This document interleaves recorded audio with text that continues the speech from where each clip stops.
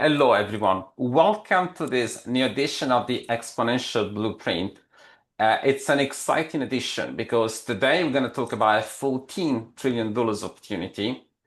And the name of this series is Exponential Exit, Private Markets and Public Ambition.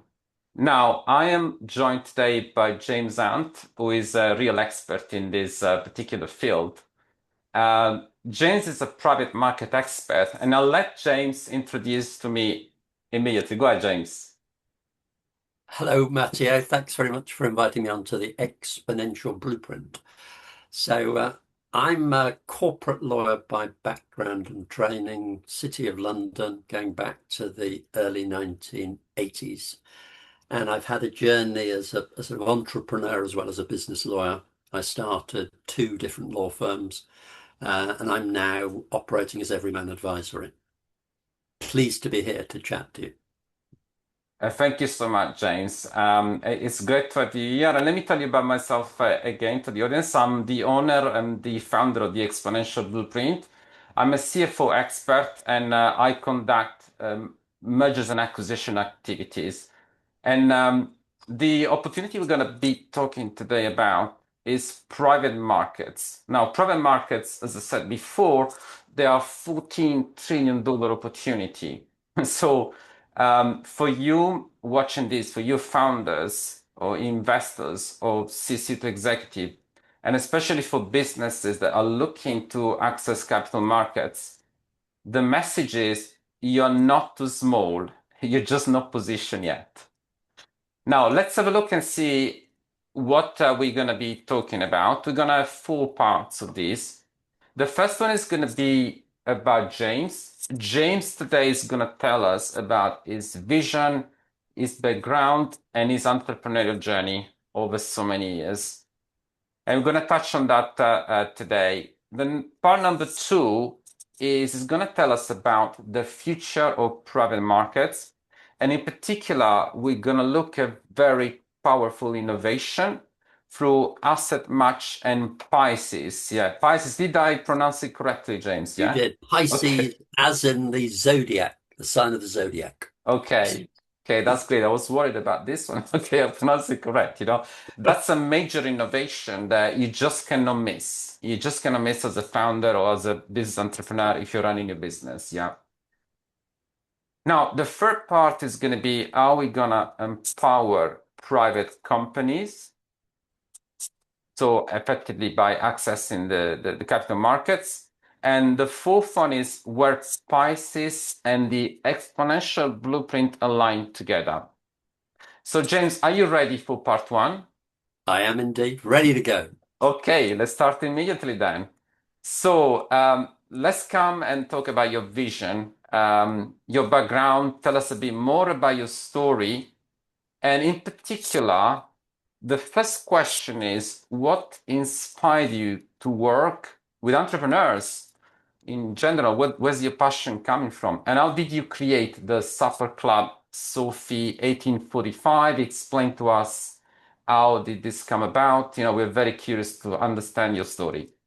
Right, lovely. Thanks, Matteo. So the vision of Sophie Enterprise is a collaborative collection of pioneering advisors.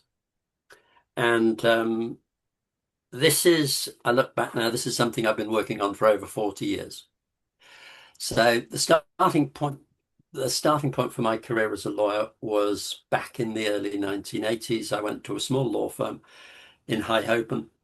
Then I moved to Clifford Turner, as they were in my day. They became Clifford Chance after I left.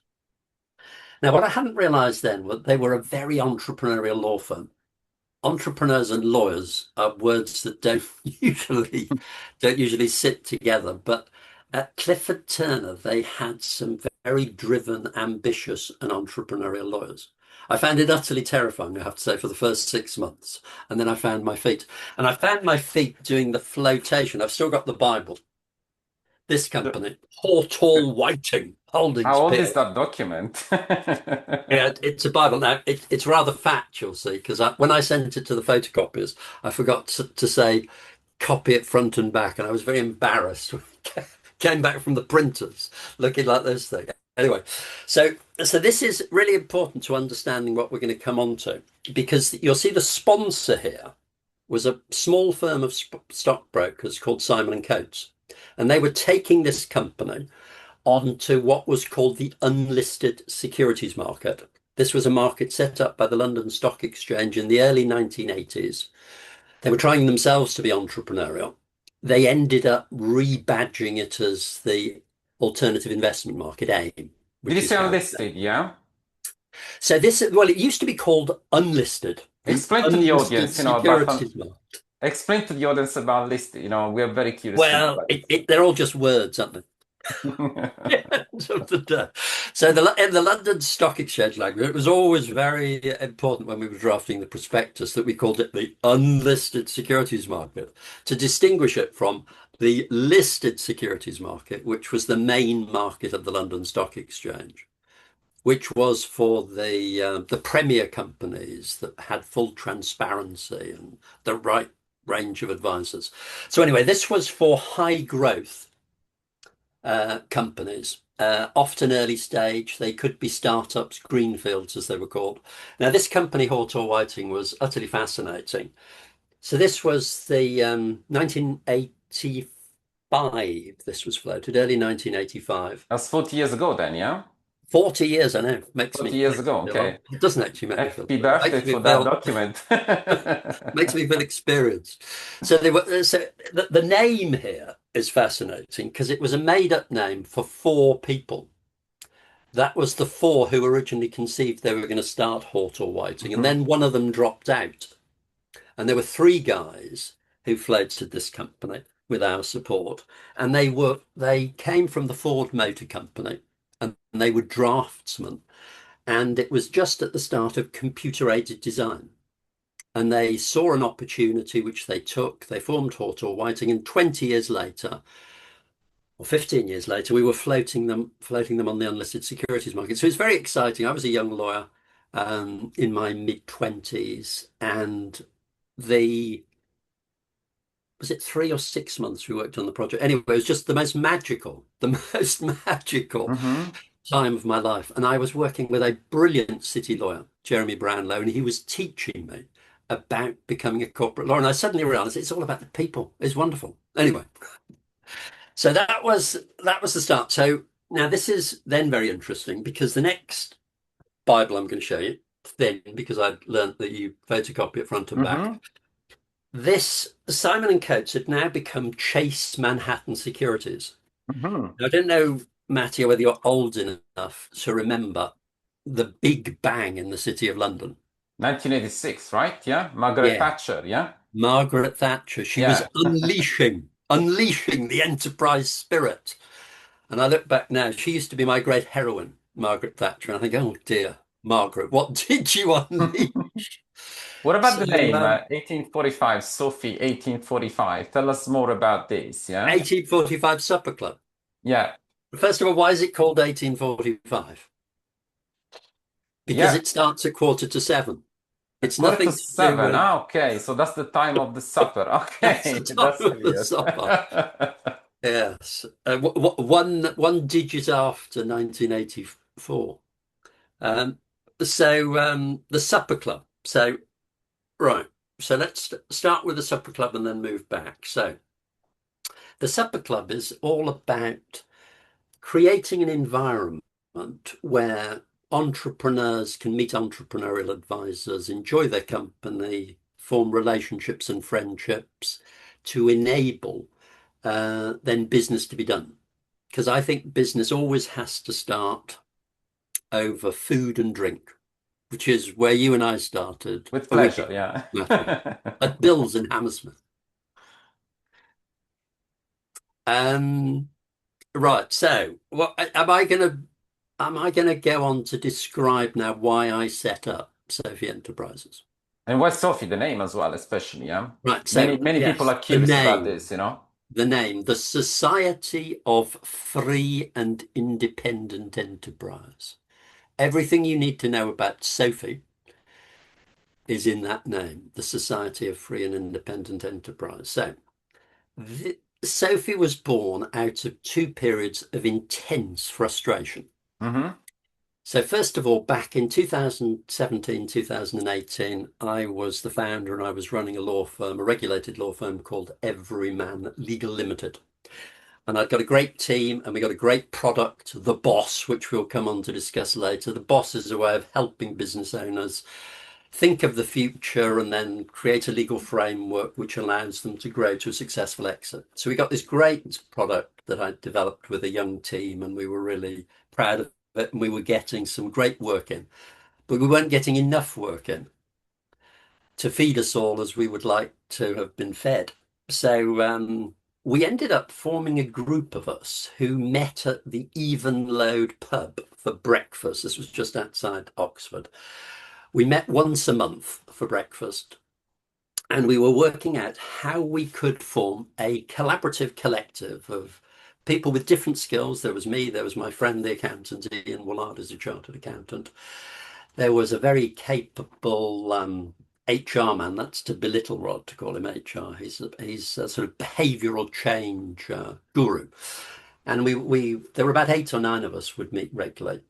And that was my first conception of how Sophie could be created. So it was to be a group of pioneering advisors, really, who had a different way of helping entrepreneurs grow their companies to a successful exit. And we all got very excited about it. But the problem for me was I got a business that I wasn't able to scale. Mm-hmm. And Sophie, for me, with the supper club, was going to be a way that I would find and connect with those business owners and understand them and befriend them so I could help them. But I had to turn my attention to my own challenges. And sadly for me, I had to put Everyman Legal into administration, which happened in September 2019. It broke my heart after 12 years of effort and building a great team, but the money never lies, does it, Matthew? No, And it absolutely won't not. But at least eventually. this sub-performance, is quite a relaxed way to meet entrepreneurs. So yeah, that's quite inspiring. That's quite Yeah. inspiring. How long have you been going on with this? Right. So I was telling you, Matthew, about two periods of frustration. So the first period was I Mm-hmm. couldn't scale Everyman Legal, put into administration, started Everyman Advisory. So that was September 2019. And then 6 months later, we'll know what happened, don't we? March 2022. Boris Johnson up at number 10 and saying, I'm telling the nation to go home and you're not to go to the office. So that was okay for me because I'd spent 6 months learning about working from home as my base. But I had no idea about Zoom video conferencing. We knew nothing of that, or some of us didn't in 2020. So I was doing a deal, and in order to get it done, we had to quickly learn how to use Zoom. We negotiated the deal, got it done, and I thought, wow, this is great. And then I started doing webinars with the Institute of Directors. I was the chair of the Oxfordshire branch, and this was wonderful. We were getting anything from 50 to more than 100 people on these webinars, and we were organizing panels of advisors, and it was great. But I was really worried that lockdown was having a ruinous effect on some of my best clients. And I remember organizing a Zoom call with one guy, senior guy at the IOD, and two of my entrepreneurs. Both of them had good businesses, both with 100 employees. They were big clients for me, and I was really keen to help them. And they were both businesses were really struggling. And I was keen that the IOD should put out a members survey so we would find out who was struggling. Whereas the IOD were going along to number 10 every week and they came back and said, oh, please could we tell them how Mm-hmm. lockdown was working? I thought, well, it might be working for some, but it isn't going to be working for a lot of people. So that burning sense of frustration, which eventually led the powers that be at the IOD to say, James, your time as chair of the Oxfordshire branch has come to an end. I thought, hooray. And we literally segued straight into Sophie Enterprises doing the webinars. So one week it was the IOD doing this webinar. The next week it was Sophie Enterprises doing the webinar. And then within 3 weeks, we created a website for Soapy Enterprises, which was going to be this membership club, which was then going to be associated, and I'll come on to this in a second, with the 1845 Connect Supper Club. And it was all great. And then we had right. I'm gonna explain now the charter. So I Mhm. said it was the Society of Free and Independent Enterprise. Now I Tell don't know us how all about well this. that. That sounds like an historical document, right? Yeah. Well, it's historical for me. It Okay. was it was drawn on my love of the American Declaration of Independence Hmm. by lawyers, it has to be said. So if I may, I'm going to read it out, Matthew. I'll do Yes, it in go ahead. this voice. So We want to know about this you was know. created, by the way, with the immaculate handwriting Let's of my call it daughter. Independence Day for many, yeah? Okay. Yes. So my daughter Phoebe, who's a very good graphic artist now, I bought her a calligraphy set, and she very Mhm. kindly drafted this for me in the fashion of the American Declaration of Independence. So it reads that Sophie is going to be a fellowship of founders and followers. So then we had a formal signing of this, and I'll come on to this about the party on the 4th of July 2020. So the signatories of this declaration establishing the Society of Free and Independent Enterprise declare these truths to be self-evident. One, society progresses by the courage of unreasonable men and women who refuse to accept an imperfect world and strive to change it and make it better. Two, those men and women are driven by a spirit of enterprise. Three, a noble enterprise represents a communion of founders and followers. So it's always a brave one, two, three people who start an enterprise, and they're to be applauded. But without the followers, you've got no ability to scale unless you're organized in a particular way.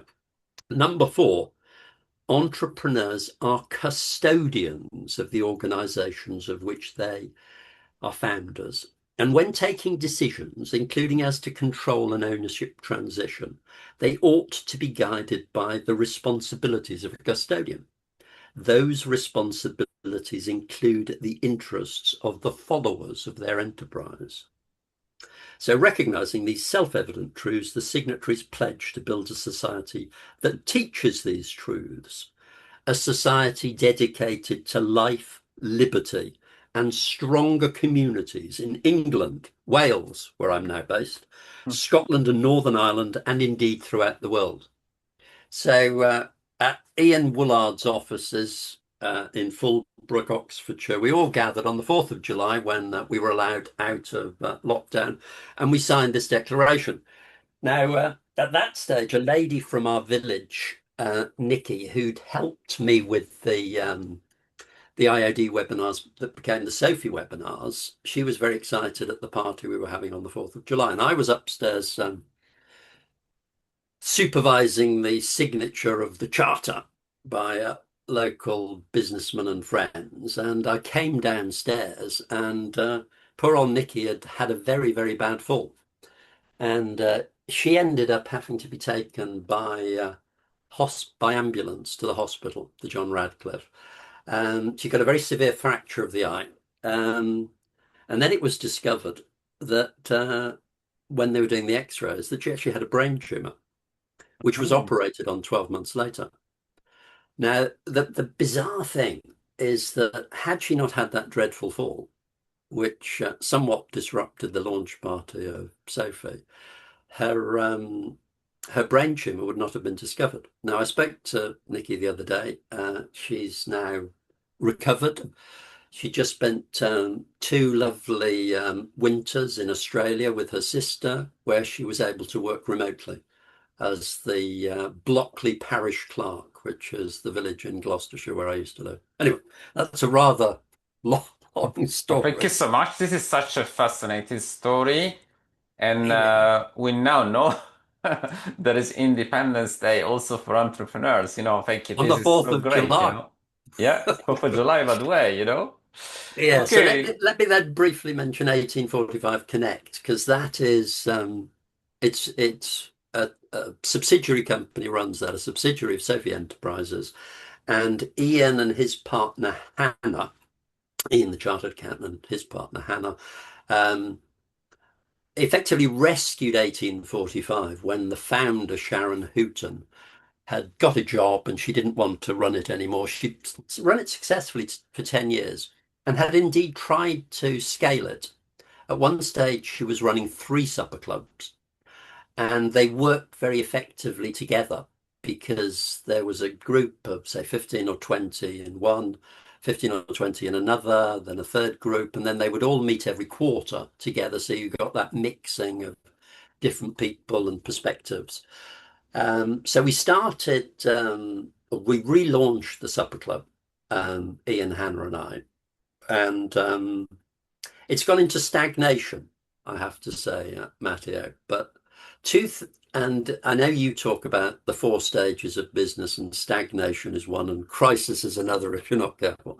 I remember crisis with Every Bad Legal when we were before we relaunched in 2019. Anyway, And we've actually, not in actual yet fact, one been of the able. title of the webinar upcoming is from stuck to scaling. Right. There's a remedy for that as well. Right, good. I'm sure we'll talk about that shortly. So, anyway, we've decided that it's going to be the end of September, beginning of March. We're Hmm. going to launch a London supper club, which is then going to um, partner with the Oxford Supper Club. And we want to grow this supper club as this way of entrepreneurs and entrepreneurial advisors meeting, enjoying one another's company in these very challenging times of AI and world affairs that we're all reading about and experiencing. So we think now is the time. The time has come, and time is short Well, because AI. founders don't look away from this. Yeah, This is your opportunity, yeah? that's right. So to join the Independence Day Club and, as I said, from stack to scaling. Yeah. That's right, and to be part of a movement of free and independent enterprise. We don't want these big global corporations bossing us around, Matthew. And as we said many times, the exponential blueprint is not about information. Information can be found everywhere. We are Yeah, about transformation, yeah. So yeah, this leads me very nicely into the next question. I wanted to ask you this, yeah. Now, the entrepreneurs you support, in your life, you must have observed some patterns, yeah.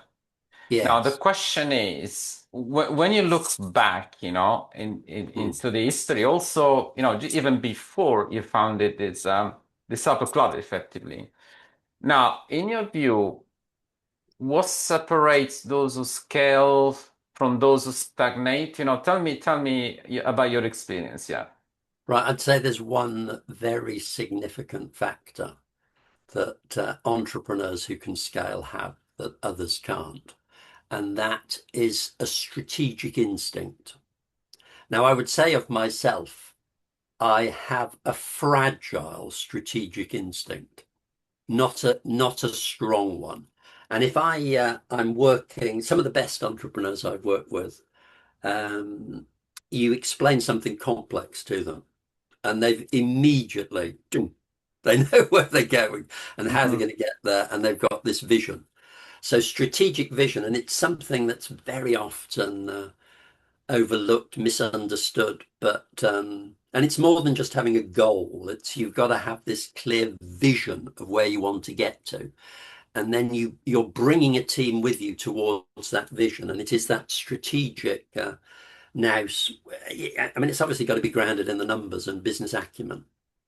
Yeah. But The unforgettable Steve Jobs once said, turning complexity into simplicity is actually the reason many businesses are successful. As we many times say, uh, sometimes, well, obviously we see, sometimes people ask me, what is a successful business? What does it yeah, look like? And most of the time, you will agree with me on this, James, we see the creation of predictable patterns. Yeah. Tell me if that's also your experience. predictable partners, did you say? Yeah, predictable patterns. Oh, Patterns. Yeah. patterns, Yeah. predictable patterns. Yes, Yeah. patterns. Yes. The yes, I mean there are predictable ways to go. The big challenge, I think, with most businesses and moving towards an exit is actually the psychology of the founder and Mm-hmm. the team dynamic between them and their co-founders or followers. And one pattern I've noticed is that people who start businesses, almost by definition, are frustrated and want to be in control. And that then it's great when they start, but then when they're trying to scale, it becomes very difficult because no one can control other people. Certainly not if they're good people.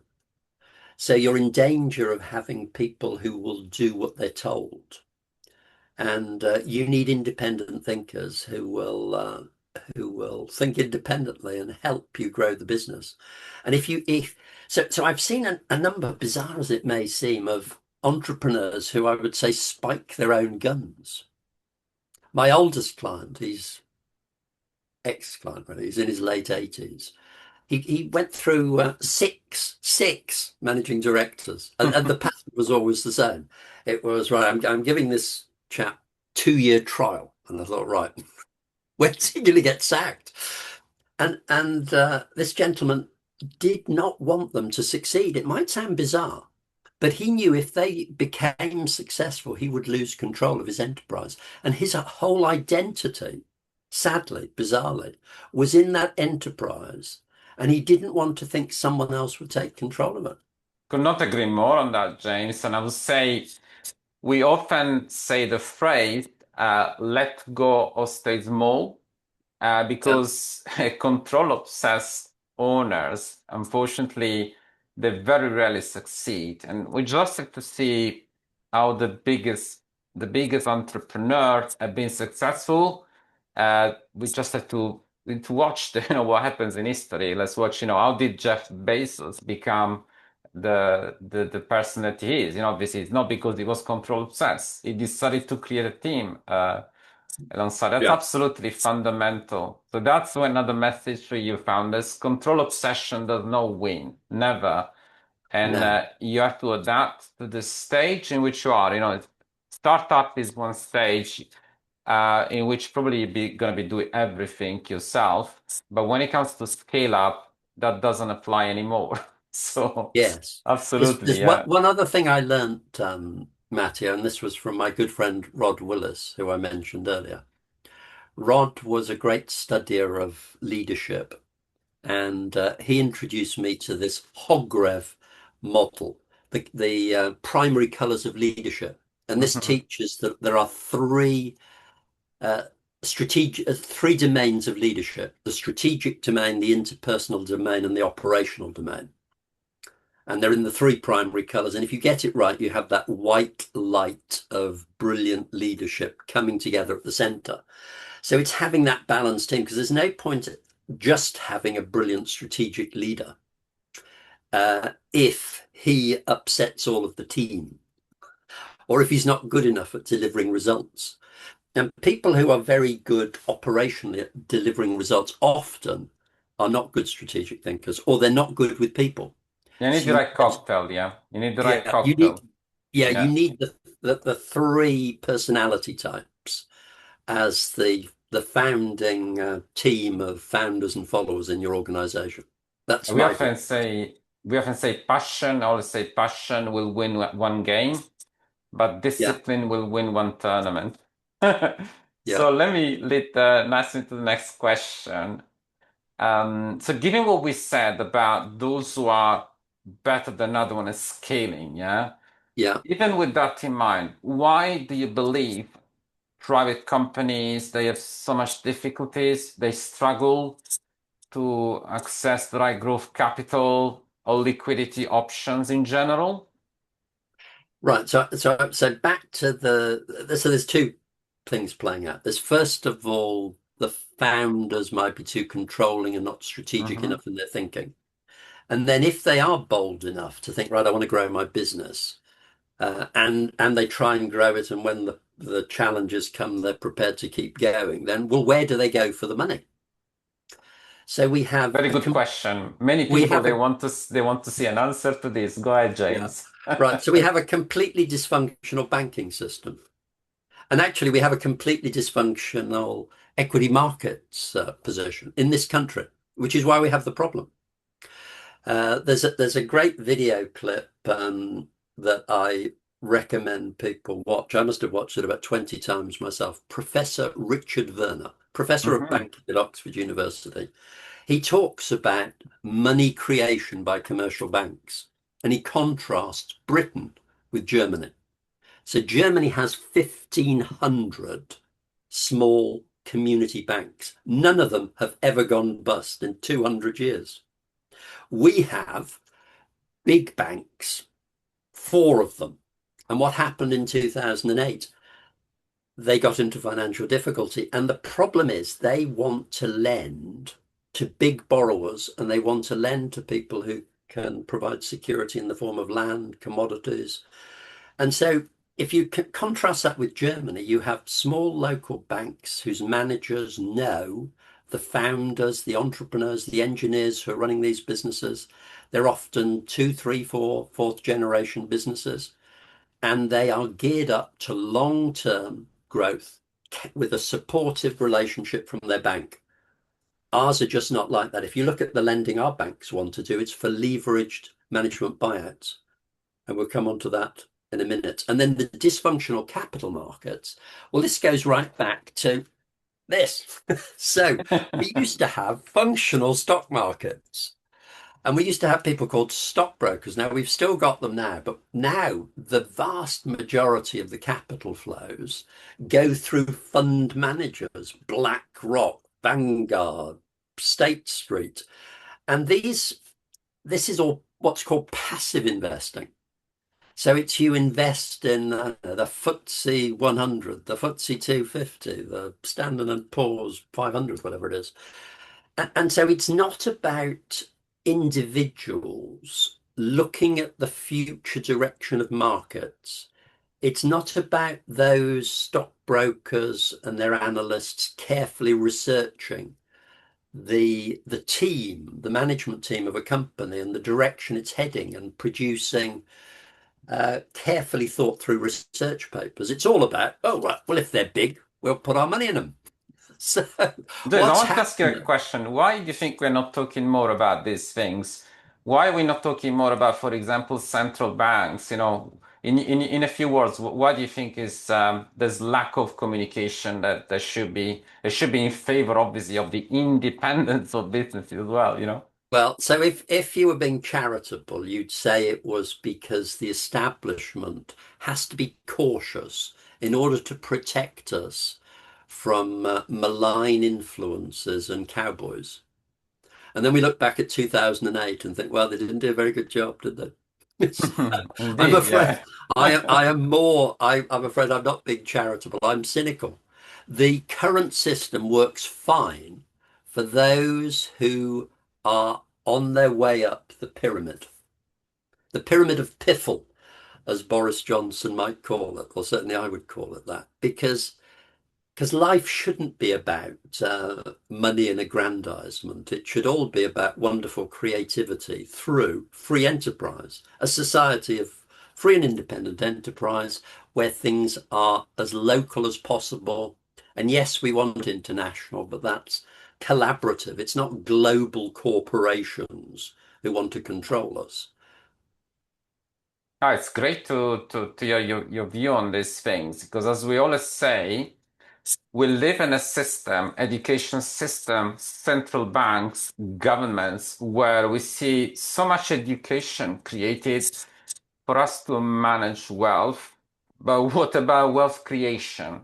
Yes. Because you can only manage wealth if someone else creates wealth. And this is why the exponential blueprint was founded in January this year. And so it's such a pleasure for me to have James about talking these things today because you can see how we are going into this direction. And that leads me to another question now, which I wanted to ask you is now given your history, okay? given the foundation of Sophie 1845 Supper Club, and given also what's about to happen, with this new launch in September, as you said, Yeah. uh, what were the moments you remember where you were most proud about yourself, about supporting founders on their journey? Just give us some example where you really felt like you struck very, very high on this, yeah. Right. So the most wonderful early experience was this one, Okay. Water Whiting.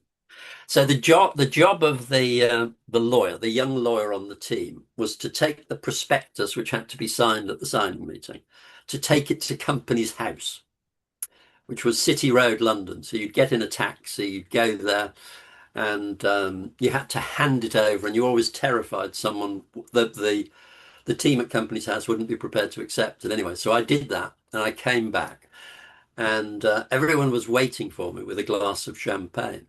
And Jeremy said, "Oh, the Jeremy Bradner, this wonderful guy, taught me." He said, "Well, that was wonderful," because he said normally they'd just leave. They were kind enough to wait for the young lawyer to go to Company's House, come back in the taxi, and share a glass of champagne with me. And it was the most magical experience of my life. And whether it's floating a company or actually just helping someone in difficulty on a small transaction, I find them both equally emotionally rewarding. They Hmm. might not be as financially rewarding, but it's that connection with people. Just after I started Everyman Advisory, I had the most difficult shareholder dispute.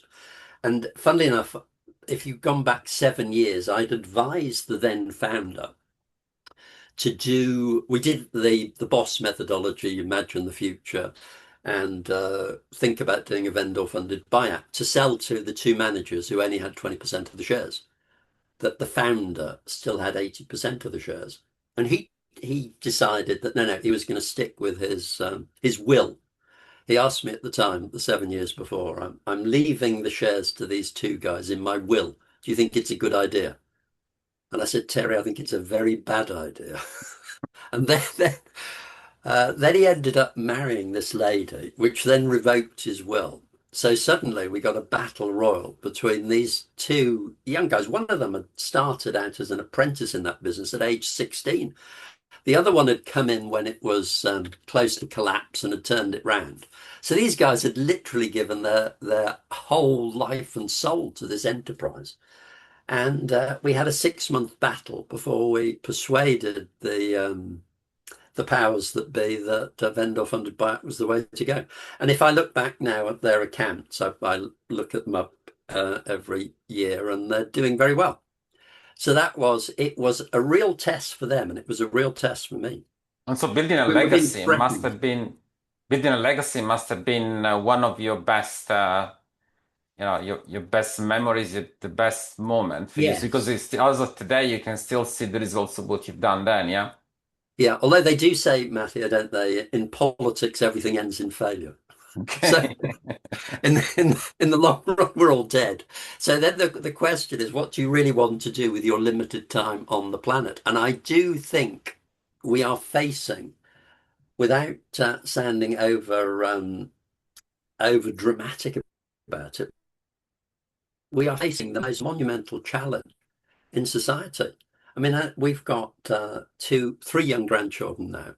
And I look at them and think, what's the world going to be like for them? And it's up to us, our generation and those in their 30s and 40s who've got experience and time to really step up and be entrepreneurial and come together, because we've got to ensure transformational change at pace. Otherwise, we're going to have a very unhappy world in which we're all going to live. Now So I'm it's all up to for it. us.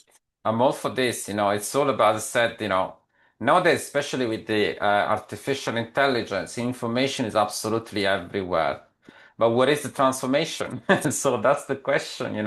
So Yeah, that's why the exponential blueprint does not publish, it's not just give you information. It's not about tips. We're not giving you tips. We are giving yeah, you the opportunity to transform your business. And our partnership with James Hunt and Sophie 1845 is just align with this, the strong alignment. Yeah. Yes, I went to well, we live now here in Pembrokeshire, and just after we moved here, I went to a very interesting conference at the Lampeter campus of the University of Wales. And there was a very slick management consultant talking about change, the vision of change. And this reminds me of a program on the BBC recently. It was the first 12 months of Labour, the vision of change. And I thought, change isn't a vision. And there was a guy from the floor put his hand up and said to this clever consultant, don't we know where we're trying to go? Don't we need to decide that first? And the consultant, a very clever consultant's answer, no, no, just small steps. Small steps to where? So we need the entrepreneurial community, I think, to come together with an inspiring vision of the future. Now, to me, an inspiring vision is in some respects going back in time to when the relations between people were more natural. And but at the same time embracing some of the wonderful technology, because AI could be a magnificent liberator, or it could be a terrible curse on humanity. And it's up to us to make sure it's a tool that we use effectively.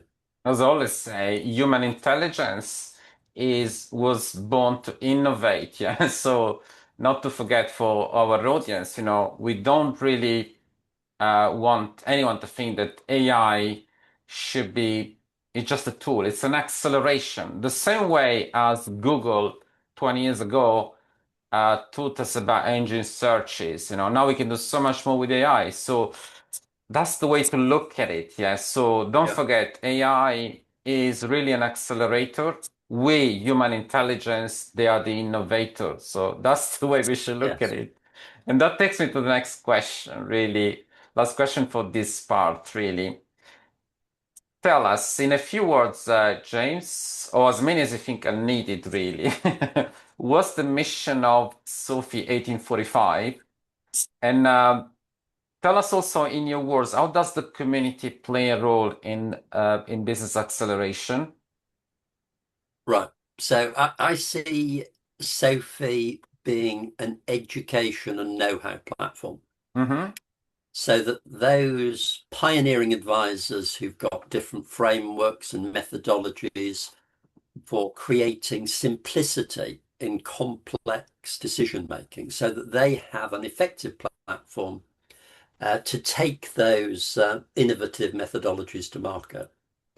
And I see then the Supper Club being a way of creating community between entrepreneurs and entrepreneurial advisors, so that people gain the trust and confidence to embrace these challenging ways of proceeding. So in a world where everyone tells you this is what you need to do, if you're a business owner, you exit by a trade sale.